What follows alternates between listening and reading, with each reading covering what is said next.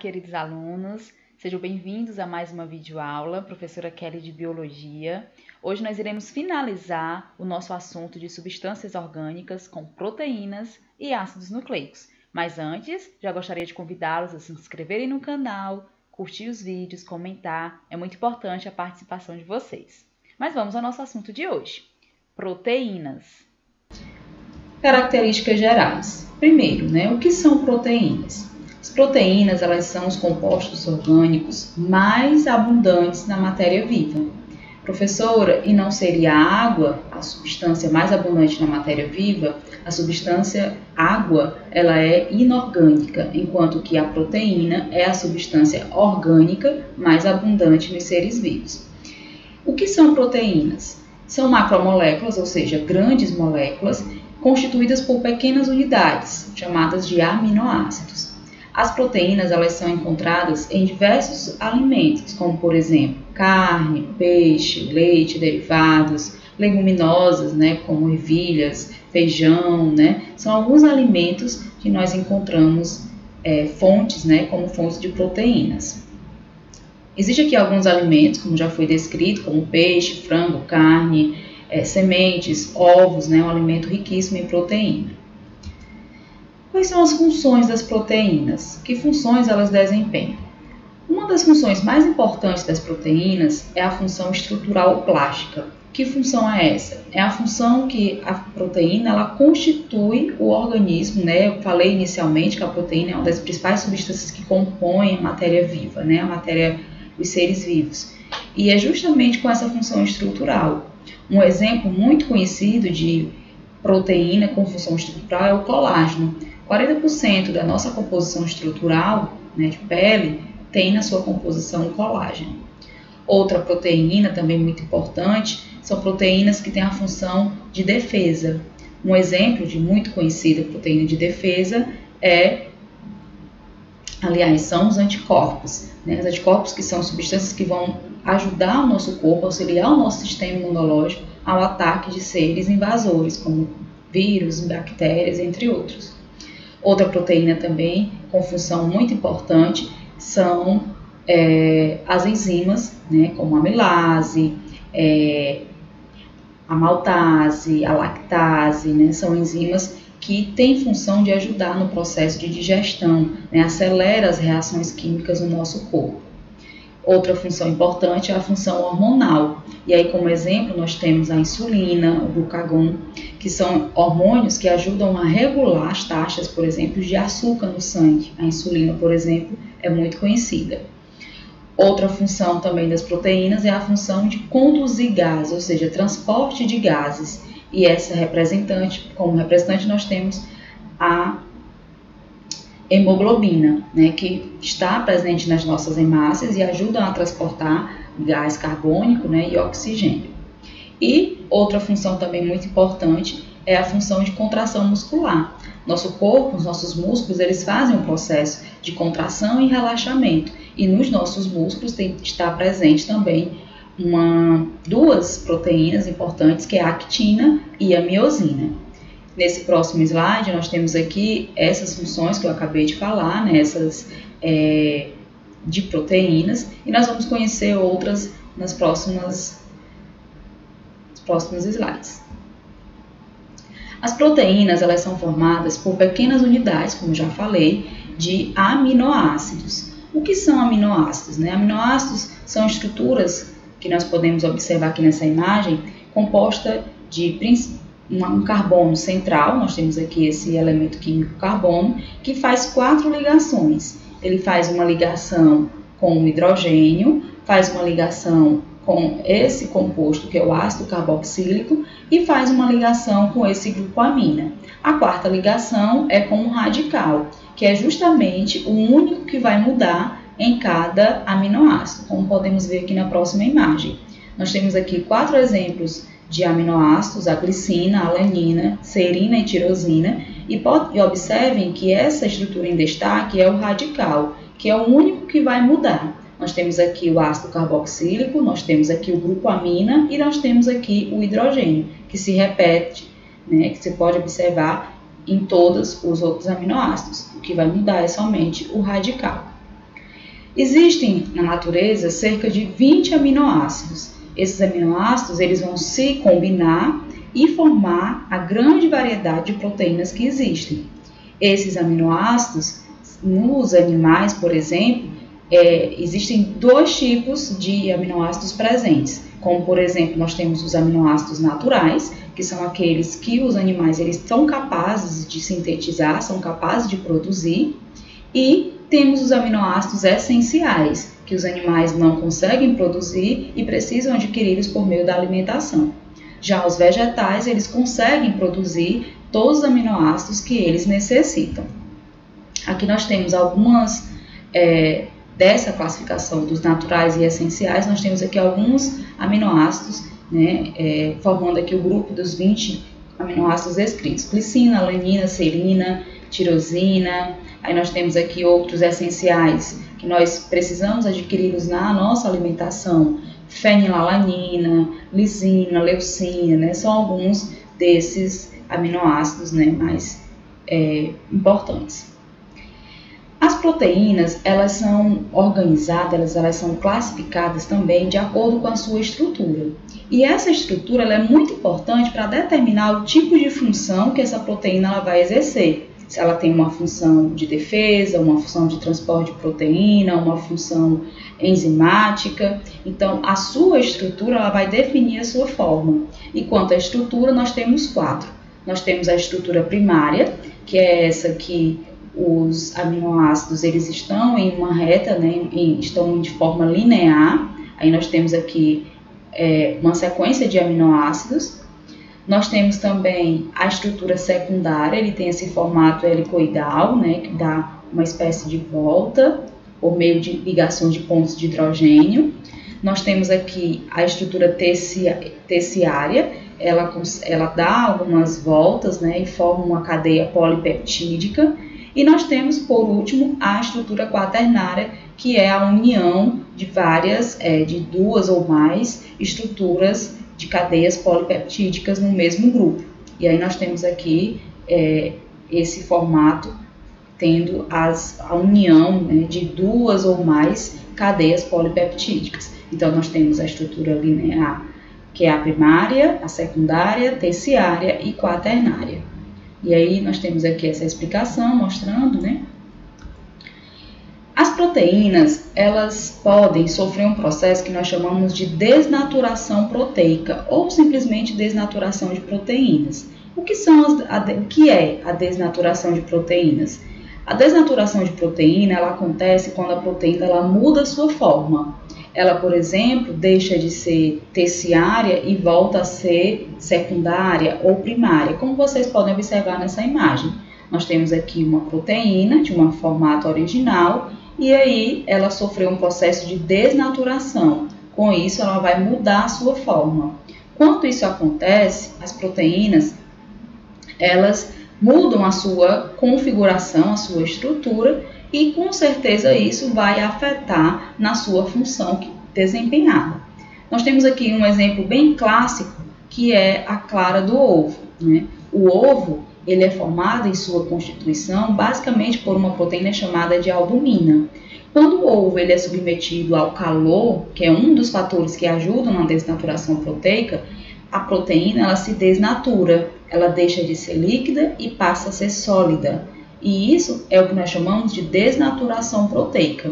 Um outro exemplo é a queratina. A queratina presente no nosso cabelo é uma proteína que quando ela recebe o calor da chapinha, por exemplo, ela se desnatura, ela muda a forma. E aí nós podemos observar claramente na imagem que essas desnaturações proteicas elas podem ser reversíveis ou irreversíveis.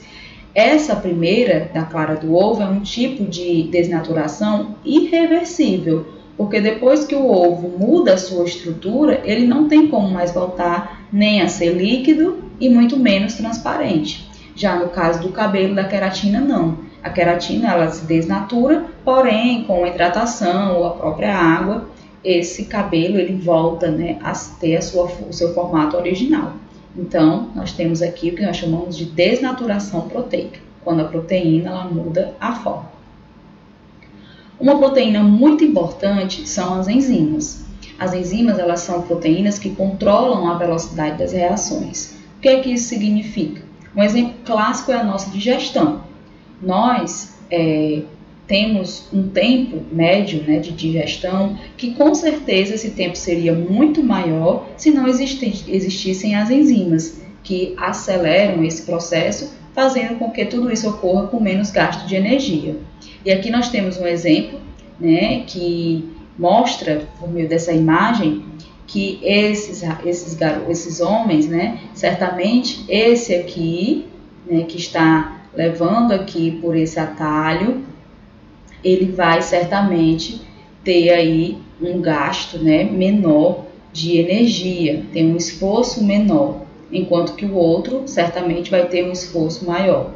Então, o que é que isso mostra? O que é que isso representa? Que as enzimas, elas aceleram o processo das reações químicas e fazem com que esse processo ocorra de maneira mais eficiente, com menos gasto de energia, com menos esforço. Ok? Para que essas enzimas elas tenham a sua ação, a sua velocidade de reação mais eficiente, é importante que exista uma temperatura ideal. Por falar em temperatura, é muito importante lembrar, né, da preocupação que os nossos pais temos, né, quando nós estamos com febre, por exemplo.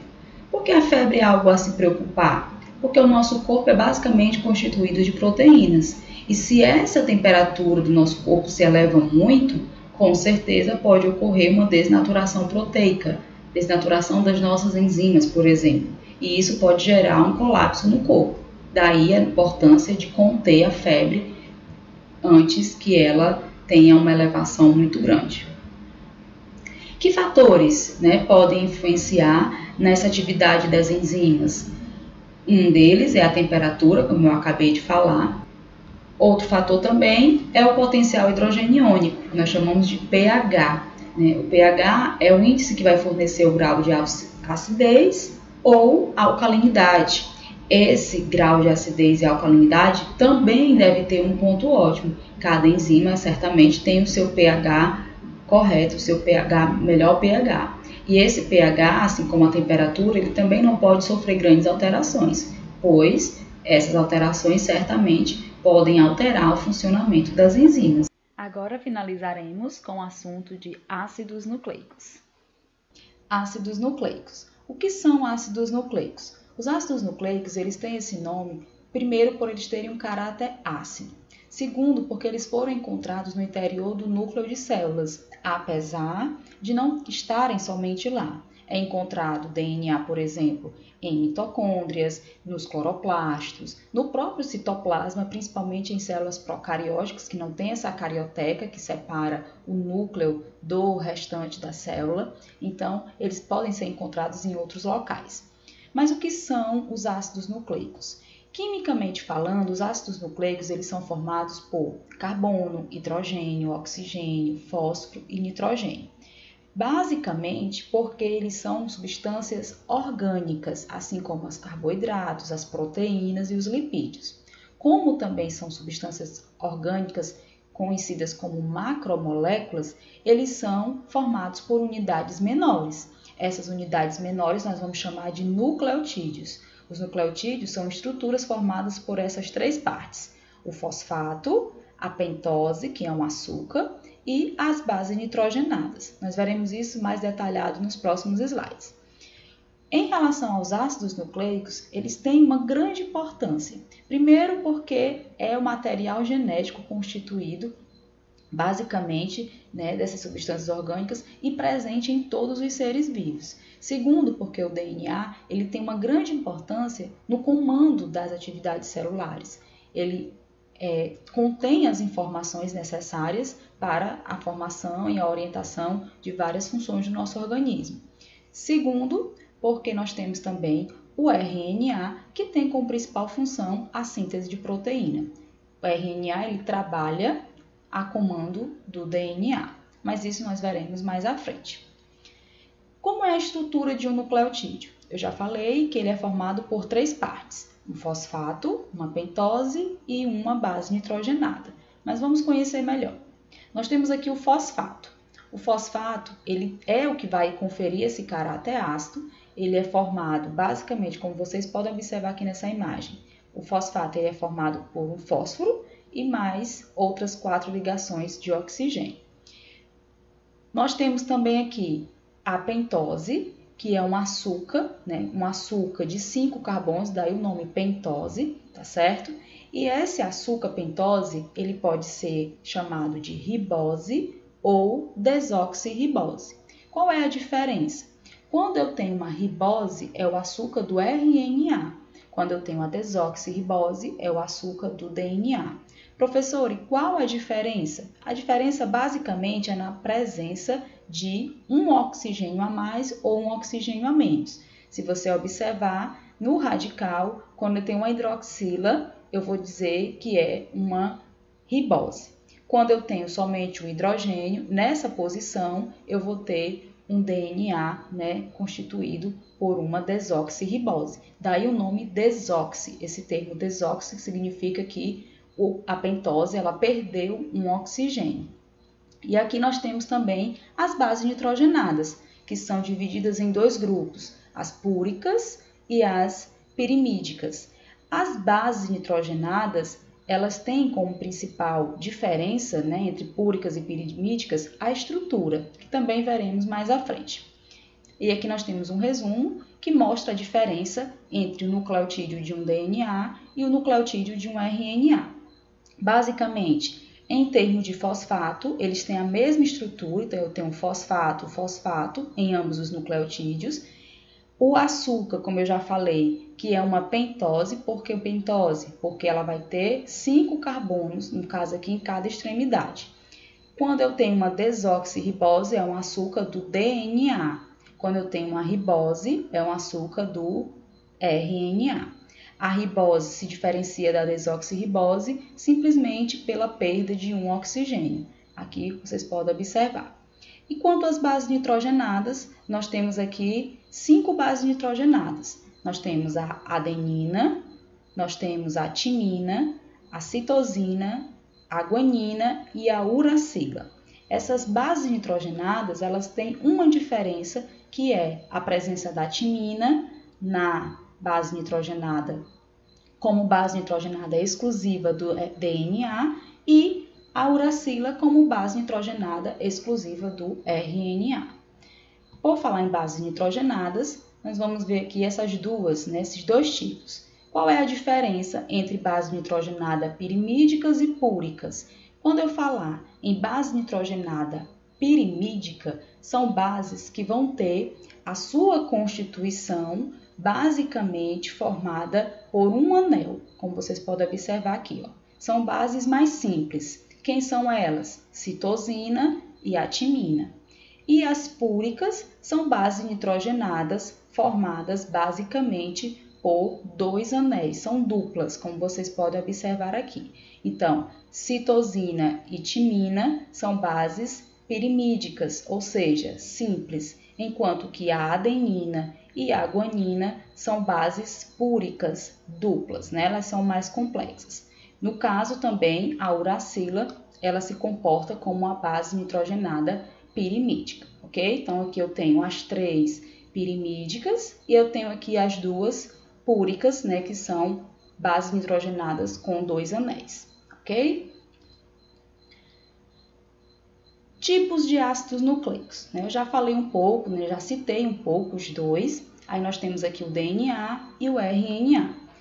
Visivelmente falando, nós já percebemos aqui uma grande diferença. Enquanto que o DNA, que é o ácido desoxirribonucleico, ele tem uma fita dupla, o RNA ele tem uma fita única, né? Então essa é uma das diferenças principais estruturalmente falando, entre o ácido nucleico DNA e o ácido nucleico RNA. Mas vamos a mais detalhes. O DNA ele é composto por 2 cadeias, como eu já falei, formando aí uma escada helicoidal, ou seja, ele dá uma volta em si mesmo, e as suas 2 fitas elas se encontram por meio da ligação entre bases nitrogenadas. Veremos isso daqui a pouco. Essa faixa azul, ela está contida. O que fica, né? Nós vimos que Os ácidos nucleicos eles são formados por nucleotídeos. E os nucleotídeos são formados por 3 estruturas: o fosfato, a pentose e a base nitrogenada. Nessa fita azul, né, como vocês podem observar aqui na imagem, nós podemos encontrar, no caso, o açúcar e o fosfato. Essas linhas no meio são as bases nitrogenadas. O ácido nucleico ele funciona como se fosse uma escada, em que o corrimão, como vocês podem observar, que é essa faixa azul, estão o açúcar e o fosfato. E no meio, né, eu posso chamar de degraus, os degraus são formados pela união de bases nitrogenadas, como vocês podem observar. Quem são essas bases? Como eu já falei, adenina e timina, guanina e citosina, no caso do DNA. Já o RNA é uma cadeia simples, né, uma fita simples única, que se enrola entre si. E aí eu tenho aqui as bases nitrogenadas, com uma diferença: não existe a timina. Nós veremos daqui a pouco essa grande diferença entre elas. Aqui nós temos a estrutura de um DNA, como vocês podem observar, eu tenho aqui de um lado, né, observe aqui desse lado, eu tenho o fosfato, a pentose, que é o açúcar de 5 carbonos, no caso aqui a desoxirribose, e a adenina. Aqui eu tenho de novo fosfato, pentose, guanina. Essa fita aqui, aquela fita azul, como eu mostrei para vocês anteriormente, fica essas duas estruturas do nucleotídeo. Aqui no meio, tanto de um lado como do outro, nós encontramos as bases nitrogenadas. Observe que as bases nitrogenadas, elas se ligam, a adenina se liga com a timina, guanina, citosina e assim sucessivamente. A adenina se liga com a timina por meio de ligações que nós chamamos de pontes de hidrogênio. Essas ligações elas podem ser duplas ou triplas. Se você observar que eu tenho 2 pontilhados, aqui eu tenho 3 pontilhados. Isso para mostrar o tipo de ligação que ocorre entre elas. Esse emparelhamento das bases, essa relação de união entre essas bases, por meio que nós chamamos de pontes de hidrogênio, ela tem uma regra lógica. A adenina ela só se liga com a timina, citosina só se liga com a guanina. Nós até costumamos associar Agnaldo Timóteo Gal Costa, né, que são 2 cantores, e aí a gente associa uma maneira de memorizar. Mas vamos aqui, observe. Guanina se liga com citosina por meio de uma ligação tripla de pontos de hidrogênio. Aqui eu tenho a adenina, que se liga sempre com a timina por meio de uma ligação dupla. Existe uma relação muito importante, que é a relação da razão-regra de Chargaff. O que quer dizer isso? Quer dizer que a mesma quantidade de adenina que eu tenho de um lado da fita, eu vou ter do outro. Por quê? Porque sempre existe esse emparelhamento. Adenina, timina, guanina, citosina e vice-versa. Então, a mesma quantidade de timina que eu vou ter do outro, eu vou ter de adenina do outro. A mesma quantidade de citosina que eu tenho de um lado da fita, eu vou ter de guanina do outro lado da fita, visto que existe uma proporção. E aqui eu tenho outro exemplo, ó, adenina, timina, timina. O complemento, adenina, timina, timina, adenina, timina, adenina, guanina, citosina. Então, observem que sempre é ATGC, né? Então, essa regra ela não pode ser esquecida.